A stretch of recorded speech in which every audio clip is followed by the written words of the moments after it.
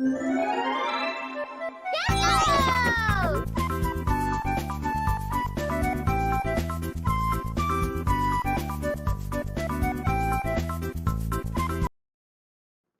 is a sad truth that in order to secure life, we must become servants of death.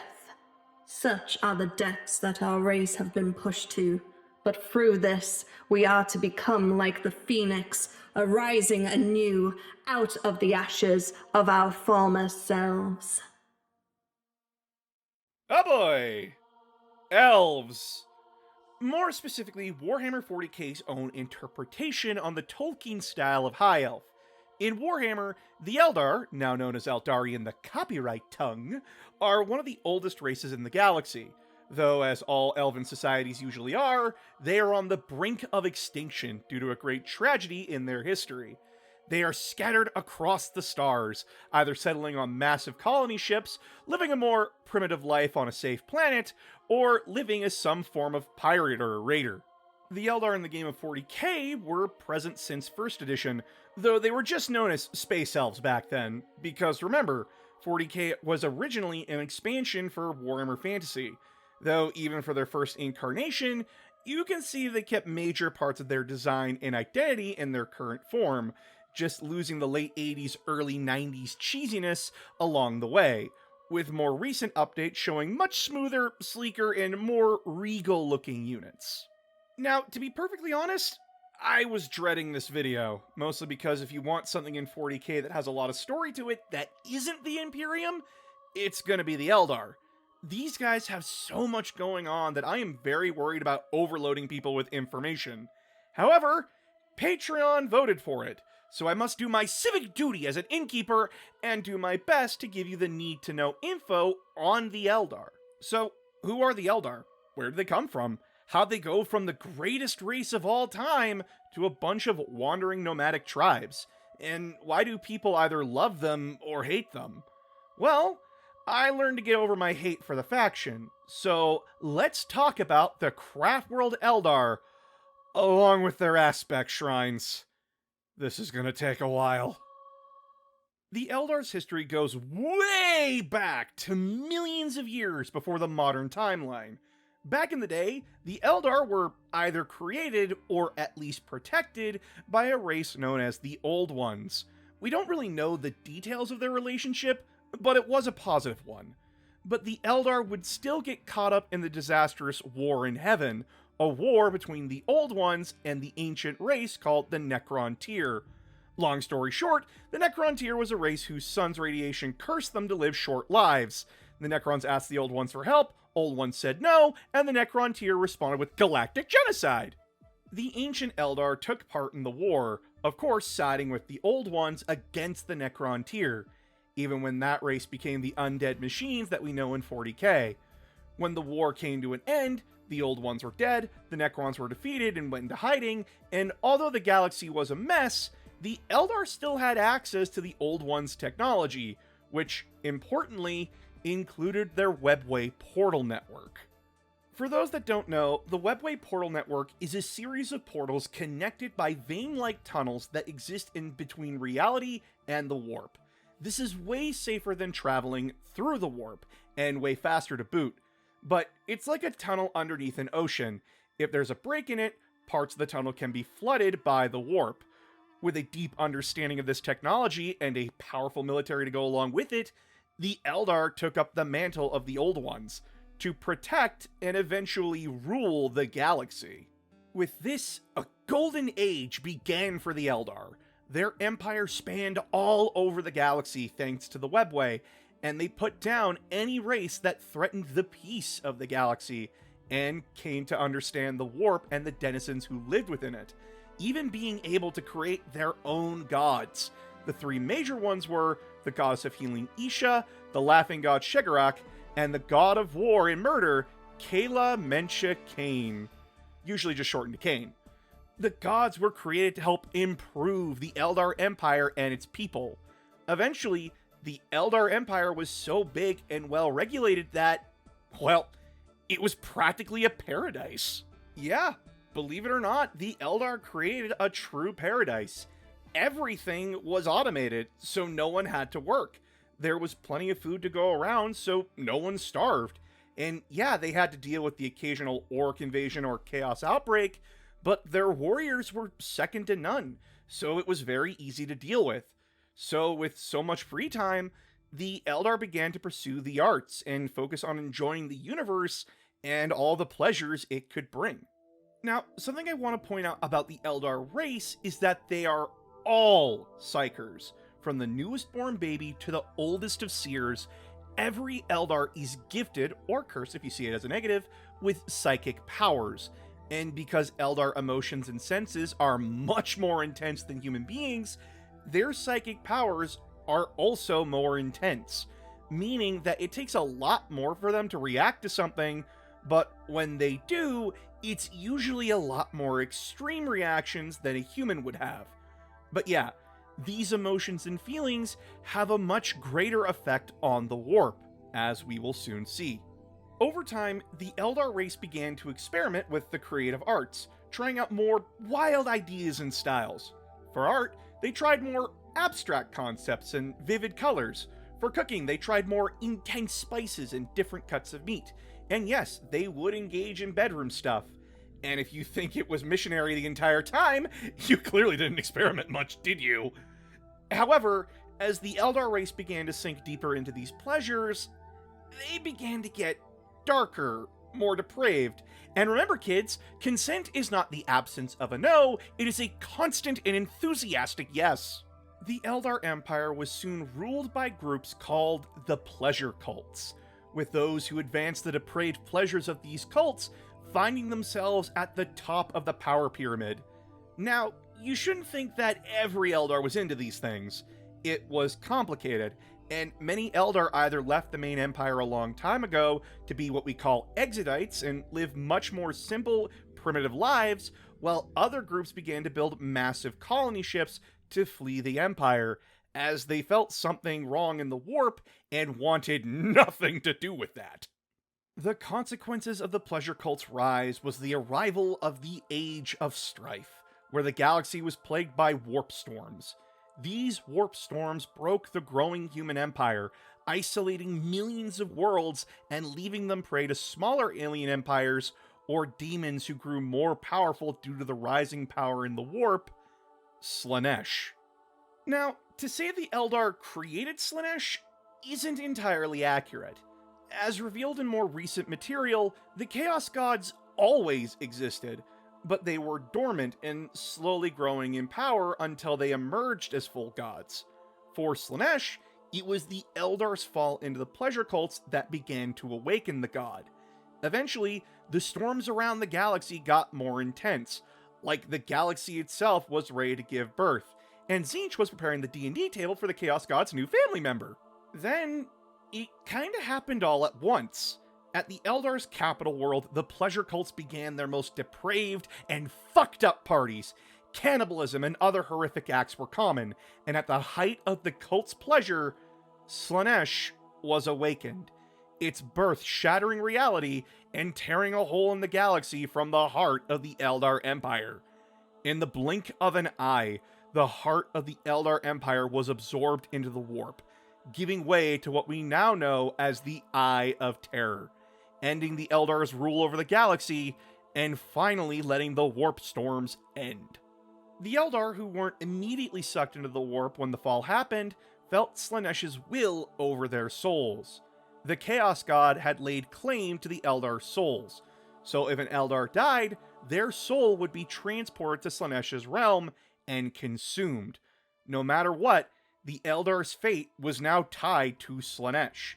Their gods were either killed, missing, or in Kane's case, shattered in a duel with Slaanesh. The Laughing God took its followers to a location in the webway called the Black Library, and are still hiding there. The Eldar in modern 40k are a race on the verge of extinction. The fall of the Empire caused a lot of technology to be lost. Their birth rate was unable to keep up with the death toll, and due to their actions and behavior through the galaxy, the Eldar have enemies on all sides. Though these setbacks haven't left the Eldar hopeless. Some choose to try and rebuild their empire. Others choose to live in exile from the galaxy, and many others just carved out whatever home they could in the Grimdark universe of 40k. Either way, if there is one Eldar left, they will continue to survive the best they can. Now, let's cover Eldar society in modern 40k and clear up any confusion about them. Now, Eldar society in modern 40k is divided between 5 groups, which sometimes causes confusion. They are divided up into the craftworlders, the Drukhari, the Ynnari, the Exodites, and the Corsairs. We will be focusing on the craftworlders for this video, and the Drukhari will be getting their own video later. The other 3 groups will get lumped in together for a later video, as they have less fluff to go over in general. The Eldar of the craftworlds live on massive colony ships called craftworlds. These ships are designed to not only be spacecraft, but also for the Eldar to live on. They are built to defend their people, but they also carry massive Eldar fleets inside each of the colony ships for additional protection. We aren't certain how many craftworlds there are or what their population sizes are. When an Eldar reaches the age of maturity, they are encouraged to follow one of many different paths in life. They aren't stuck on these paths, however. An Eldar can always jump from one path to another if they feel like they want to learn something new or explore more of the galaxy. So if you wanted to go from the path of a chronicler who records Eldar history to the path of a bone singer where you build stuff, you totally can. All paths are welcome to those wishing to learn, though the most common paths among the Eldar are the paths of the warrior and the seer. Something to note about the Eldar is that they have mandatory military service for all of their citizens. If the craftworld comes under attack or goes to war, it is every citizen's job to fight for it when called upon. These civilian units are what we call guardian squads, and are usually led by veteran seers to help keep morale up, and to protect them should things go wrong. Though this is only because of the Eldar's low population. They need the guardian teams to fill combat roles that their already small military numbers just can't fill on their own. The leadership of the Eldar craftworlds varies. It really depends on which craftworld you're interacting with. Some craftworlds are led by councils of seers, usually with a farseer at their head. Some are led by an autarch, with their seer council being more like advisors than leaders, while other craftworlds have an elected civilian leading them. Though the craftworlds usually change leadership up if the situation demands it. So, much like their society, it is free-flowing in changes based on current needs. When it comes to death, the craftworlders have kind of figured a way how to stop Slaanesh from eating their souls. On their person at all times, a craftworlder has what's called a soul stone. When their physical body gets the old character kill-off disease, their soul is transferred to the stone, and should the stone be recovered, they will be taken back to the craftworld and placed in something called the Infinity Circuit. Basically, think of a storage device where Eldar souls can mingle and be called upon for advice or to talk to their relatives or friends even in death. Though death isn't the end of combat for an Eldar. If a situation gets really fucked, the craftworlders can use soul stones to power formidable constructs called wraiths. These things can range from the robotic infantry bodies of the Wraith Guard to the largest of Eldar Revenant Titans, though in the case of the Titan, there's a living pilot with multiple soul stones working together to pilot it. These constructs are formidable, but they are usually a last resort. Unless you're playing the tabletop game, then these units are usually a go-to. The Eldar make use of a substance called Wraithbone, which is warp energy that is harnessed by bone singers into bone-like structures, vehicles, and weaponry. It is incredibly light and extremely durable, being one of the hardest materials in Warhammer. It's something that even the Imperium looked into using for warfare, but it takes centuries of training to shape Wraithbone, and only long-lived species like the Eldar can do it. Sorry guys, no cool bone sniper rifles for us. Okay, now, let's talk about the Eldar Aspect Shrines. Now, don't confuse the Aspect Shrines for the different craftworlds. These are warrior shrines within the craftworlds, started by characters known as Phoenix Lords. These are basically focused combat paths, where an Eldar dedicates themselves to one way of combat and warfare. An Eldar is free to leave or rejoin these paths at any time. The different aspect shrines are as follows. The Dire Avenger Shrine focuses on being noble warriors that are merciless in war. They are tactically flexible compared to the other aspect warriors, and the most disciplined of them. They form quick firing lines and then quickly move on to the next area to fill gaps in the offensive or defensive lines. The Howling Banshee Shrine focuses on fast-hitting melee combat and spreading fear. Their movements are graceful and free-flowing, and what they lack in power, they more than make up for in precision and efficient killing. As well, their helmets emit distorted screams that overwhelm their enemies, scaring them before the Banshees strike. The Fire Dragon Shrine focuses on pinpoint anti-vehicle and anti-armor tactics. Though they lack any real melee combat ability, they prefer to wait for the perfect moment to strike, catching enemy vehicles out of position or sneaking up on enemy fortifications and cutting them open for other aspect warriors to take advantage of. The Dark Reaper Shrine focuses on long-ranged warfare. Their special Reaper launchers were designed to cut down either infantry or vehicles from long range. Their skills and war gear are all designed to make shooting from long distances much easier. The Swooping Hawk Shrine focuses on airborne strikes, swooping in, killing their target, then flying off just as fast as they came in. They really only want to focus on infantry or elite infantry, as their war gear is more suited to anti-infantry tactics. The Striking Scorpion Shrine focuses on stealth in melee combat, sneaking up on their prey and stinging them from behind, the opposite of their counterparts, the Banshees. They come equipped with Mandy Blasters on their helmets to help scissor through enemy targets quietly. The Shining Spears are the special Jet Bike Shrine. They focus on hit-and-run warfare, so their bikes have anti-infantry guns, and they carry lances specialized for hunting monsters or tanks that are deemed targets of interest by the main Eldar forces. Last but not least is the Warp Spider Shrine. Warp Spiders are usually seen hanging out in the depths of their craft worlds, and are mostly focused on defending them, though they are also ambush specialists, setting up web-like traps for enemy infantry to get caught in, then teleporting in and cutting them down before teleporting out. Okay, now with the aspect shrines done, we can move on to the craft worlds. Dear God, there's a lot. Don't forget to get yourself a drink of water and hit that subscribe button if you could. Much like the other factions in 40k, each craft world acts as its own sub-faction within the Eldar. There are 6 major known craft worlds, with their own cultures, beliefs, and ways of warfare. Starting with Craftworld Elatok. They are out on the frontier and are far more guarded from both Slaanesh and other outside forces. They specialize in exploration and scouting, wanting to find any Necron tomb worlds and destroy them, while also learning how to best counter the forces of Slaanesh and other threats to their craft world. They are extremely hostile to the Imperium, as the Imperium tends to encroach on their territory a lot. Craftworld Altensar is a small, recently rediscovered craft world.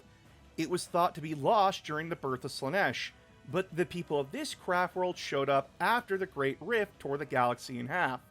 They specialize in fighting demons, and have many bone singers as they are desperate to rebuild their craft world after years of fighting within the Eye of Terror. They aren't really trusted by the other craft worlds due to being exposed to the warp for so long, but they have found themselves allied to the Eldar group known as the Ynnari. Craftworld Bael'tan is a more militant craft world, focused on rebuilding the Eldar Empire and carving several parts of the galaxy up into mini empires that they rule.